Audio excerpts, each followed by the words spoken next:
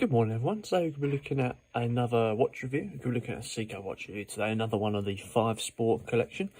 So let's get right onto it, shall we?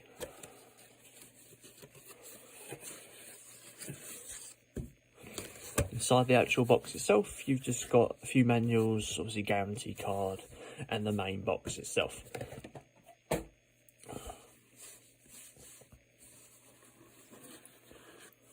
simple lift-off lid style, presented in a diagonal sort of indentation presentation style box. A nice cushion inside as well. Not much else inside that packet, but mostly it's all inside the actual cardboard box itself.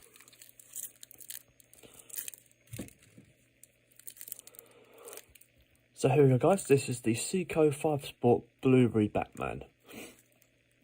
So we've got a case diameter of 43mm with a case thickness of 14mm, so it's quite an average size, average thickness for a watch of this style. Retails at around about £340. I got this on Amazon for that price and weighs 250 grams. Full sweeping automatic movement of a 4R34 automatic with a 42-hour power reserve, or it might be 41 hour actually. So let's have a look at the face. So the face, as you can see here, we've got a blue sunray style main dial going on at the back plate there, with nice Rolex style increment system going on there with the multiple shapes and the circles and triangles, etc, etc. Got a GMT hand there, nice big GMT hand with thick seconds hand and hour hand. A nice simple gliding seconds hand there that's a plain straight finish. Inside the face, indented at around about 80 degrees, you've got a sort of like an actual number system, number scale inside there. And coming out to the bezel, you've got an older style Batman bezel. When I say older style, if you were to compare a 2023 Rolex bezel to a 2010 Rolex bezel, you'd see the 2010 numbers look a little bit smaller, and that's the system they've got going on here with a smaller number system. There's no sort of luminous bubble on top of the bezel, but that's no matter. It's still a nice bezel all the same.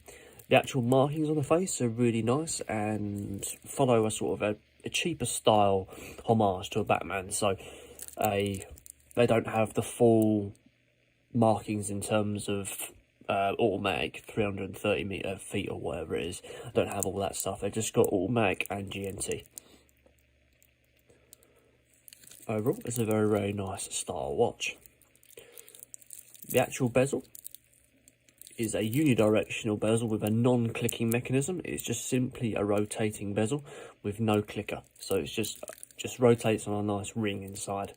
It's a nice unique touch to the watch there. Oh, sorry, it's actually bidirectional, not unidirectional. There you go.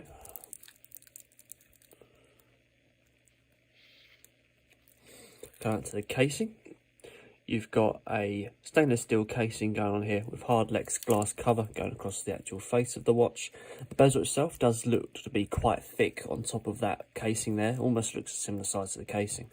Now you also notice that the crown is situated for about a third inside the casing towards the left side. You've also got some crown protection as well, a little bit of crown protection going around it here. A full mirror finish going all the way around the casing, and a full curved finish going all the way around here as well. Come around to the actual piece on top, you've got a lined effect finish there to go with a slightly lined effect to the Jubilee strap. Let's have a look at the crown movement though before we move on to the back of the watch.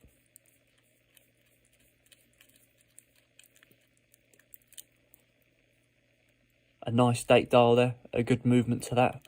Second position, a very, very strong, firm connection coming out to that second position. There's a little bit of play on the minor movements of the crown, but it's nothing to be unexpected. There's no screw down movement to this, I don't think. I mean, there might be. Let's have a look at the winder, see how it goes.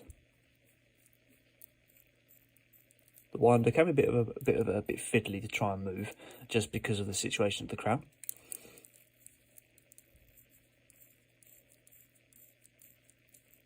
Is there a screw down movement?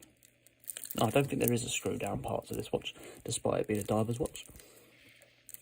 So, let's go around the back. Look at the back, we've got a full transparent back plate there so that we can see all the way down into the skeletons of the actual movement. The movement again is the 4R34 dual movement, waterproof to 100 meters as well according to the back plate inside here.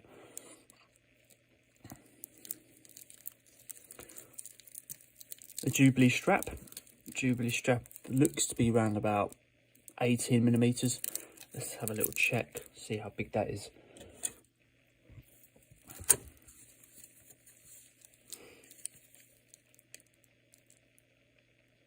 Yeah, around about 18 millimeters case strap width. Come down to the clasp, you've got a double fold over Seiko embossed clasp here, nice safety buckle on top there, and a double fold over system. Let's have a little look with the watch on. Make a lot of rustling sounds because it's new in its wrapper.